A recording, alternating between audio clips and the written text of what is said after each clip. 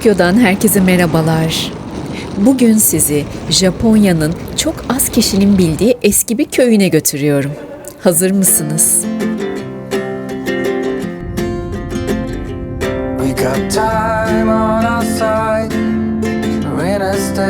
Öncelikle Tokyo'dan hava yoluyla Osaka'daki Atami Havalimanı'na iniyoruz. Sonrasında da yaklaşık 3 saatlik bir araç yolculuğuyla Ine'ye gideceğiz. Bazen Japonya'da yaşarken bir insanın gitmeyi sürekli ertelediği yerler oluyor. Listeye yazıyorsunuz. Sonra başka bir yere gidiyorsunuz. Veya başka bir işiniz çıkıyor. Sonra mevsimler geçiyor. Bir bakmışsınız, o yıl yapmak istediğinizi yapamamışsınız. 2-3 senedir erteliyordum. En sonunda gitmeye karar verdim.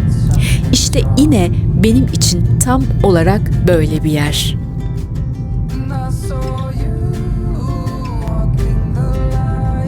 Özellikle yabancılar, hatta Japonya'da yaşayanlar bile çoğu Ine'yi bilmiyorlar.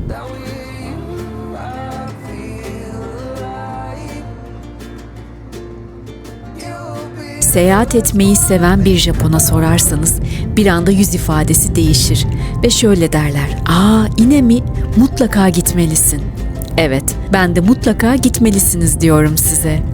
Şimdi siz de birazdan nedenini anlayacaksınız. Çünkü bugün gittiğimiz yer sıradan bir köy değil. Japonya'nın kuzeyinde, Kyoto eyaletinde, yani Kyoto sınırları içinde ama yine de Kyoto'nun merkezine 3 saat uzaklıkta, deniz kenarında harika bir balıkçı kasabası. Kyoto'dan çıktıktan sonra deniz göründü. Bugün gideceğimiz yerin adı Ine. Japonca yazılışıyla Ine ve burada duyacağınız ikinci kelime Funaya. Funaya Japonca'da tekne ev anlamına geliyor. Fune tekne, ya ise ev demek, yani tekne evi.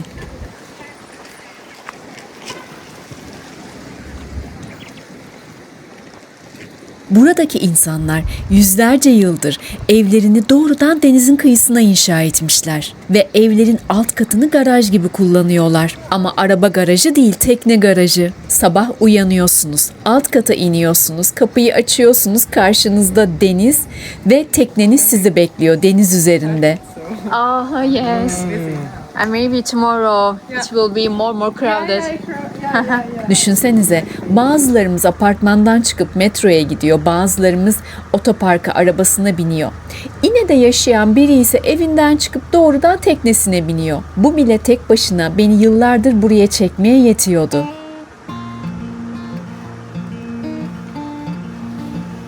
Rehberimiz tekne turu önerdi ve burada yaşayan kaptanımız ile tekneye gidiyoruz.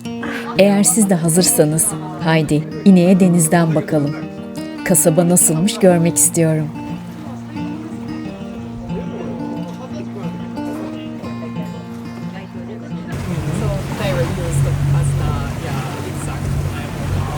However, now, yes and no.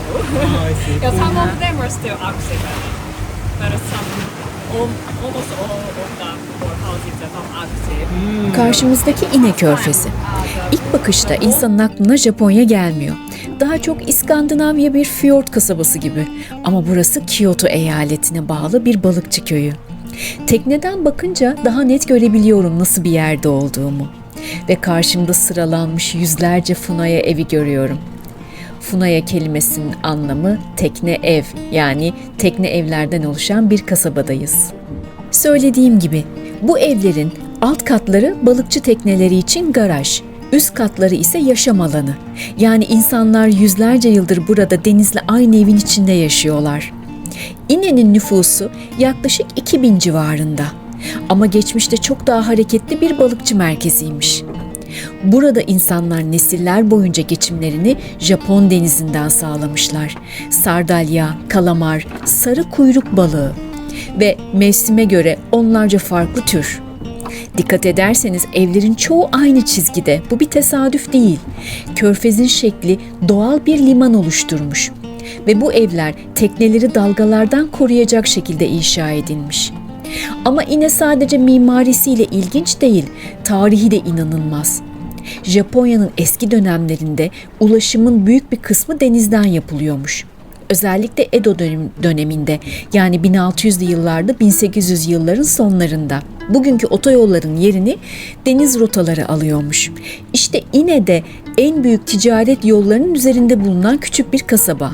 Balıkçılar, tüccarlar, denizciler. Yüzlerce yıl boyunca bu körfeze gelip gitmişler. Hatta Çinliler, Moğollar da buraları fethetmeye çalışmışlar. Ama Japonya'nın vahşi denizinden karaya girememişler. Tsunamiler, tayfunlar ve fırtınalar Çinlileri, Moğolları bu Japonya'nın sakin kasabasından uzak tutmuş. Ve bugün göreceğiniz Funoya evlerinin bazıları 200 yıldan daha yaşlı. Düşünün, bu gördüğünüz evler 200 yıldır hala aktif olarak kullanılıyor. Burada insanlar içlerinde yaşıyorlar. Çamaşırlarını asıyorlar, yemek yiyorlar, balık temizliyorlar, akşam yemeklerini yiyorlar. Ve bu yüzden İne bir müze değil, hala yaşayan tarihi bir kasaba. Ve kasabada balıkçılık hala o kadar aktif ki aynı zamanda tüm Japonya'ya da ürün gönderiyor. Japonların çok sevdiği bir kavram var, Satoyama. Bu kelimenin birebir çevirisi yok ama Sato'yu dışarısı doğa gibi çevirip Yama'yı da dağ etekleri, dağlar diye çevirirsek, doğa ile insanın uyum içinde yaşadığı geleneksel kırsal yaşamı anlatan bir kelime. İne aslında Satoyama kültürünün deniz versiyonu gibi. Dağ, orman, deniz, balıkçılar ve tarım. Ve bütün bunların aynı küçük coğrafyada birlikte olması. It's the first time they were individual fishing.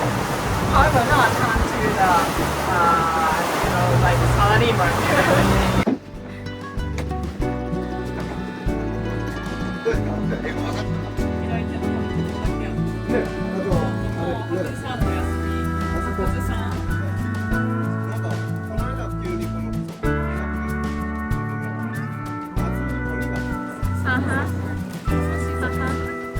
Oyster fields. Oyster field. You say oyster field. Burada çocuklar babalarının teknesini temizleyerek büyüyorlarmış. Sabah saat 4. Güneş henüz doğmamış. Körfez tamamen sessiz. İşte o saatte bazı evlerin alt katlarında ışıklar yanıyor. Balıkçılar hazırlanıyor, motorlar çalışıyor, ağlar kontrol ediliyor ve köy uyanıyor. Colors of the forest. So you can see yellow green is a Shinoki oak tree, but this Shinoki oak tree doesn't change the color. So it's almost a green color. Every season is So same almost color. yeah, same. İlginç bir şey söyleyeyim size. Japonya'da çok ünlü bir söz vardır. Umi wa ikiteiru. Deniz yaşıyor demektir bunun anlamı. Japonlar denizi sadece su olarak görmez, canlı bir varlık olarak görürler. Ve burada yaşayan insanlar gerçekten buna inanıyor. Çünkü hayatlarının tamamı denize bağlı. Bugün turistlerin fotoğraf çektiği bu evlerin her biri içinde yaşam olan iş yerleri aslında. Düşünürseniz home office kavramının farklı bir versiyonu. İne halkı yaklaşık 300 yıldır bu home office'lerde yaşıyorlar. Trafik derdi yok. Metro kartına gerek olmayan bir kasaba. Patron yok ama bol deniz mesaisi var. Ve ilginç olan, burada bazı ailelerin Funaya'da 10-15 nesildir aynı şekilde yaşadığı söyleniyor. Yani dedesinin dedesinin dedesinin dedesi de aynı körfeze bakıyordu ve aynı saatte kalkıp tekneyi hazırlıyorlardı. Büyük büyük oteller inşa edilmemiş buraya. Alışveriş merkezleri yok.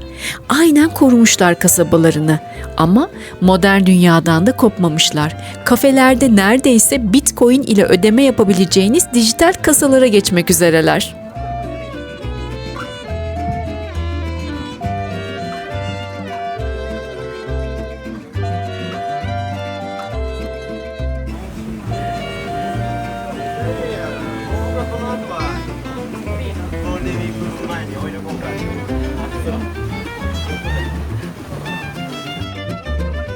Japonya'nın birçok yerinde gelenekler kaybolmaya başlamış.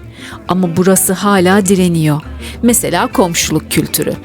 Büyük şehirlerde, mesela özellikle benim yaşadığım Tokyo'da Japonlar oldukça mesafelidirler. Komşuluk ilişkileri yoktur. Herkes sadece dışarıda, restoranlarda ve kafelerde birbirlerini görürler. Ama bu küçük balıkçı köyünde durum biraz farklı. Eskiden burada kapılar bile kilitlenmezmiş. Şimdi çok turist olduğu için tabii ki kilitliyorlar. Rehberimiz anlatıyor.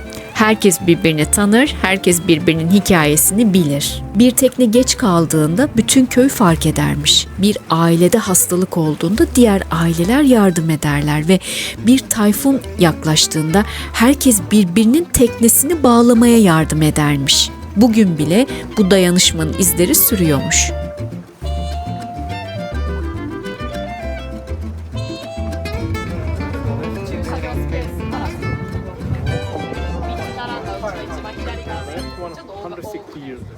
Yeah, this is the oldest one. Yes, right. Uh-huh. Yes, yes.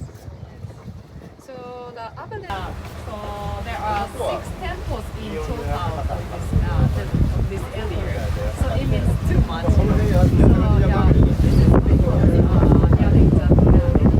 there was Yine de yaşlı nüfus çok yüksek. Japonya'nın birçok kırsal bölgesinde olduğu gibi gençler büyük şehirlere gidiyorlar. Japonya nüfusu 120 milyon civarında ve 120 milyonun 1/3'ü Tokyo'da ve Osaka'da yaşıyor. O yüzden bu kasabalarda artık çok az insan var. Son yıllarda ilginç bir şey oldu ve Japonlar kasabalarına geri dönmeye başladılar. Tabii ki turistik sebeplerle.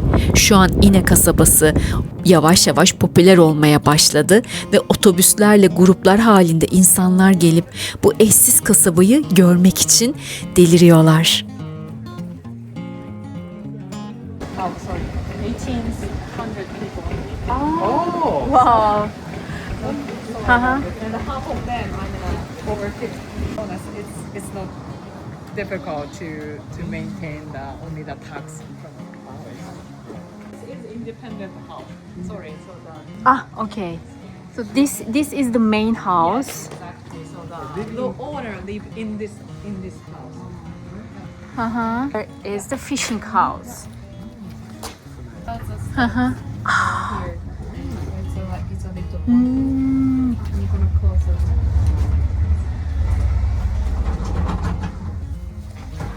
This house was built almost 80 years ago.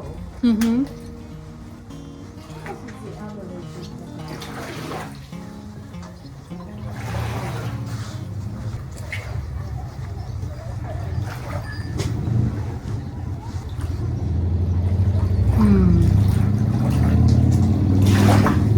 Slope like this. Mm-hmm. So this is because after fishing, they had to put up wooden boards on the ground, two dry wooden boards, two wooden boards.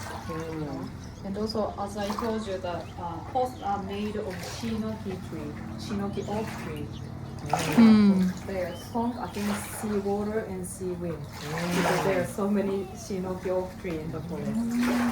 And also, posts are made of pine tree. This is also very strong against sea water and sea winds. I guess you are visiting Amanokashigate. You have visited there already? Not yet. Not yet. Uh-huh. So yeah, you are visiting there. You can find so many pine tree on the natural sandbar.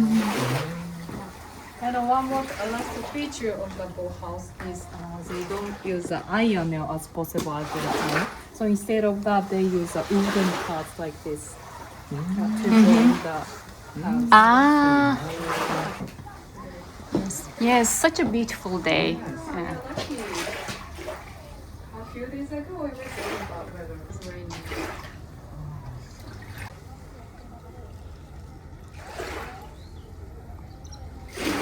Oh.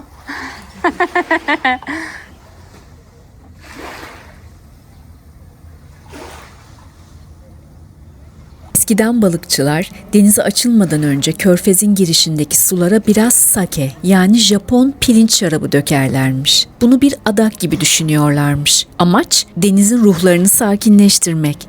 Çünkü Japon folkloründe denizde yaşayan ruhlar olduğuna inanılır. Özellikle Ryujin yani ejderha tanrısı, Japon denizcilerinin koruyucusu olarak kabul edilir. Balıkçıların denize açılmadan önce dua ettiği ve koruma istediği bir tanrı olduğu söyleniyor. Bazı yaşlı köylüler hala fırtınalı gecelerde körfezin üzerinde dolaşan ışıklardan bahsediyorlarmış. Bilim insanları bunun atmosferik bir olay olduğunu söylüyor ama köydeki bazı insanlar hayır, Ruijin hala körfezi koruyor demeye devam ediyorlarmış. Ve açıkçası böyle bir manzaraya bakınca insan biraz inanmak istiyor.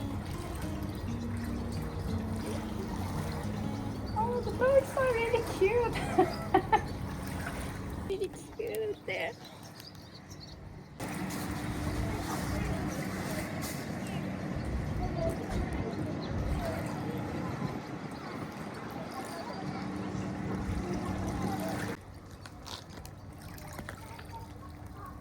Burada ilginç bir ekonomik sistem oluşmuş. Eskiden sadece balıkçılıkla geçinen köy, şimdi yavaş yavaş turizmi de hayatına ekliyor. Ama Japon usulü. Yani her yere otel dikmek yok, alışveriş merkezleri yok, neon ışıklar da yok. Yüksek sesli müzik de duymuyorsunuz. Çünkü köylüler şunu söylüyorlar. Turizm olsun ama köy ruhunu hala korusun. Bu yüzden bazı Funoya evleri bugün misafirhane olarak kullanılıyormuş.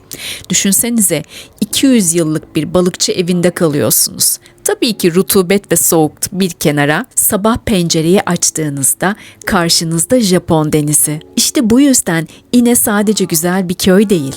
Bence Japonya'nın geçmişiyle bugünü arasında kurulmuş yaşayan bir köprü.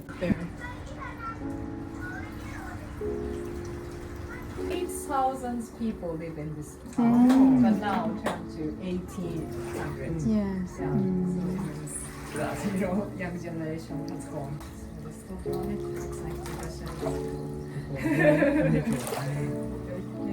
最近って長いこと言ってない。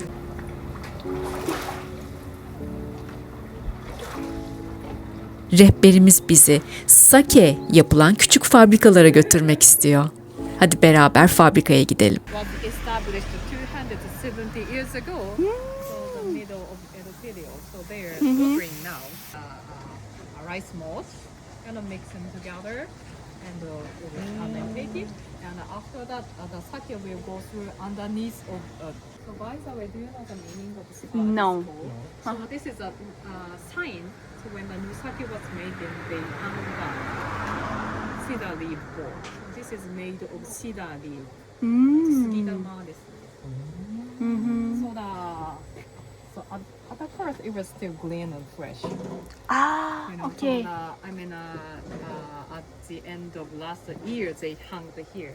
At the time it was still green and fresh. Oh. Yeah, and currently gradually brown. Wow.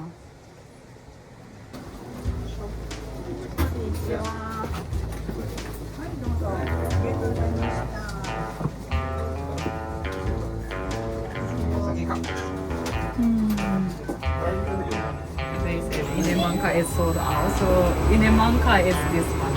This is the most popular sake. This blue. Pink color. So pink color. So that's why so it looks rosy, but simple ingredients. So normally they make sake. These sake are made of white grain rice, but this grain is very special. It looks like black.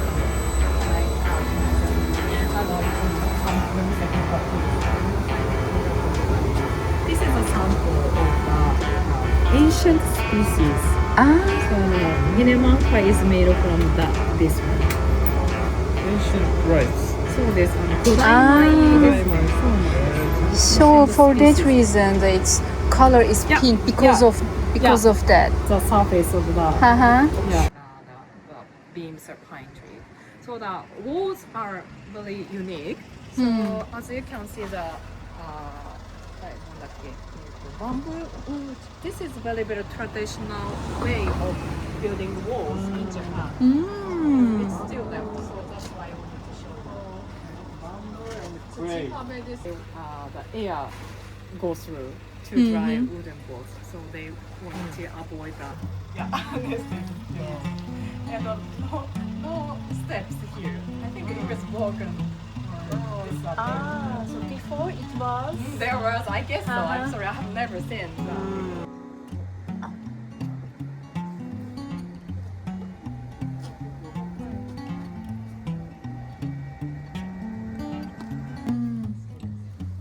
Is this traditional? No, this one is very so advanced style.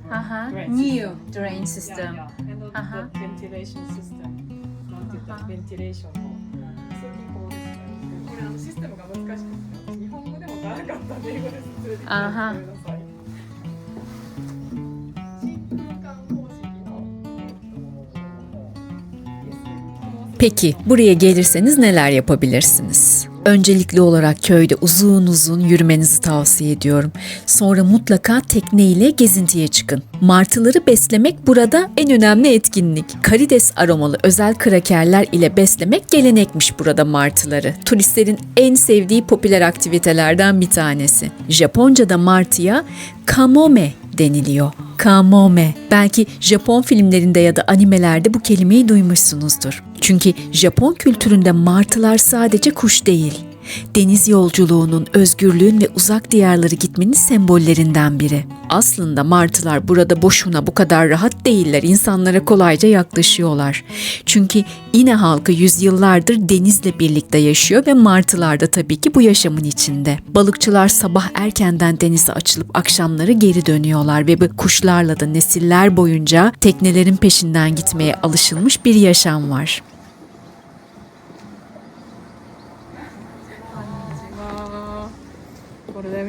Bulunduğumuz yer sıradan bir deniz değil. Burası Japon denizi. Japonca adıyla Nihon Kai. Haritaya baktığınızda Japon denizi, Japonya, Kore Yarımadası ve Rusya arasında kalan devasa bir su kütlesi.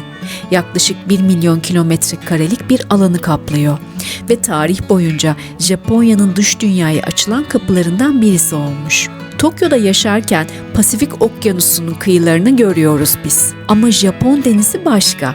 Dalgaları farklı, rüzgarı farklı. So in this Main house. Uh-huh. they have a big family member. I mean, son's family live in this house, and the grandparents live in house. Ah. They separately live in Hmm. houses. So some of the houses are Uh-huh. like this. Hmm. Uh-huh.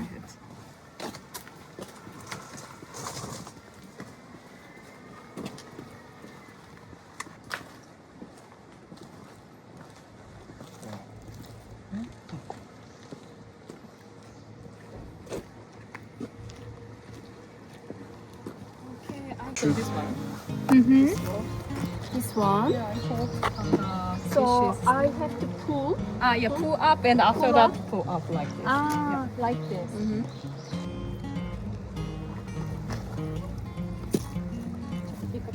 Oh wow, it's heavy. Yeah. Aha. Oh my gosh, I can Can I help you? Yeah, it's okay. It's okay. I'm so sorry. Fishing some fish head. Oh. Fish head. Mm-hmm. This one. Like this. Like this. Oh, aha. So Wow. it's open here, and Yes. local people put the leftover fish like this and a fish head, and there's no tunnel, and the fish cannot escape anymore. So because the fish cannot swim backwards. Yeah, and this is a. I'm sorry, I forgot the name of English. So that it's called a gashira in local. Gashira, I guess not local name. I guess typical, common name. Rockfish, kind of a rockfish. Okay. Wow. It's edible. Wow.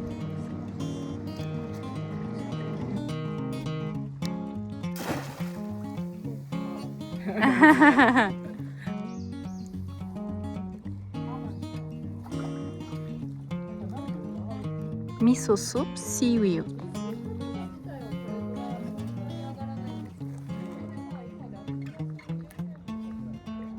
One day その25年ぐらい前に結構大潮の時にその大波が来てしまってなんでもちょっとその安全のためにみんなで乗ってまあサーリーマン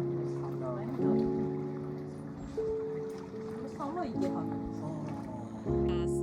depending on the season. So I mean, spring currently they could catch so many sardines. sardines, and also in the winter season, yellow, and also Spanish mackerel, and sorry, so many species. 代表的な魚はブリです。 Kyoto'nun kuzey kıyıları kışın tamamen beyaza bürünüyormuş. Ama şu anda yaz mevsimi, gökyüzü mavi, deniz neredeyse ayna gibi, martılar süzülüyor. Burada yaşayan insanlar denizi sadece su değil, yaşamlarının kendisi olarak görüyorlar. Bu yüzden Japon kültüründe doğaya karşı çok farklı bir yaklaşım var. Dağların ruhu var, nehirlerin ruhu var, ağaçların bile. Ve denizin de ruhu ve tanrısı olduğuna inanılıyor. Nothing at all when we meet, yet somehow I know your history. Oh, come what may, I'm ready. Picture frames, lavender and pain.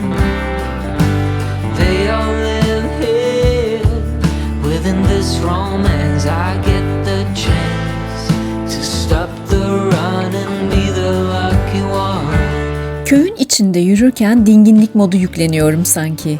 Ve işte Japonya'nın en sevdiğim taraflarından biri sessizlik.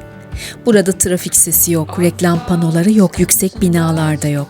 Sadece ahşap evler, dar sokaklar, arada denizin dalgaları ve kuş sesleri. Evlerin çoğu onlarca yıllık değil, yüzlerce yıllık. Japonya deprem ülkesi olmasına rağmen ahşap mimarinin bu kadar uzun süre yaşayabilmesi gerçekten çok etkileyici. But as you stand before me, I give in. Picture frames, lavender and pain. They all live here within this romance. I get the chance to stop the run and be the lucky one. İne'nin çok ilginç bir demografik yapısı var. Japonya'nın birçok kırsal bölgesinde olduğu gibi burada da nüfus yaşlanıyor. Gençlerin büyük bir bölümü Osaka, Kyoto veya Tokyo'da yaşıyorlar. Ama son yıllarda yeni bir hareket başlamış. Bazı genç Japonlar şehir hayatından sıkılıp geri dönüyorlarmış. Uzaktan çalışan insanlar, sanatçılar, fotoğraflar, küçük işletme sahipleri. Çünkü burada zaman gerçekten farklı akıyor. Şu anda sadece yürümek bile inanılmaz keyifli. Etrafta turist kalabalığı da yok çok fazla. Dediğim gibi hala fazla keşfedilmemiş bir yer.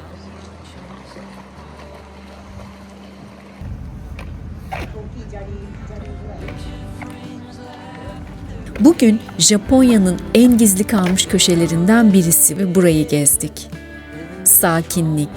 Yine tam böyle bir yer işte. Denizin üzerine kurulmuş evler, yüzyıllardır yaşayan balıkçı aileleri, sessiz sokaklar.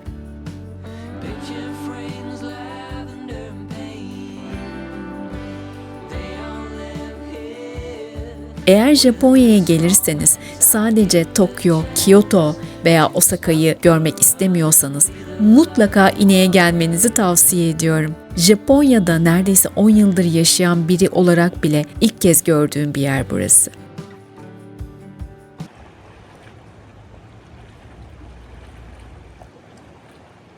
Bu ülkede hala beni şaşırtabilen yerler olduğunu bilmek çok hoşuma gidiyor.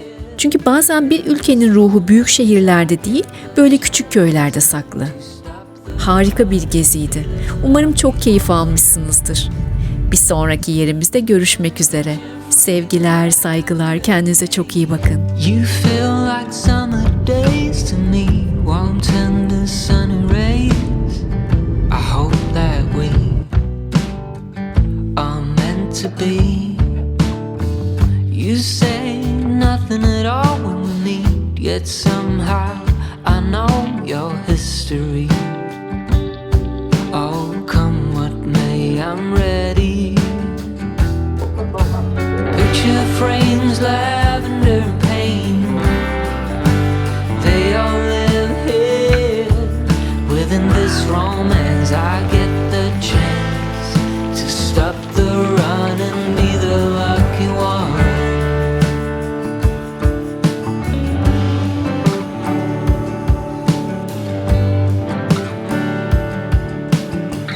Odd thoughts and some dusty dreams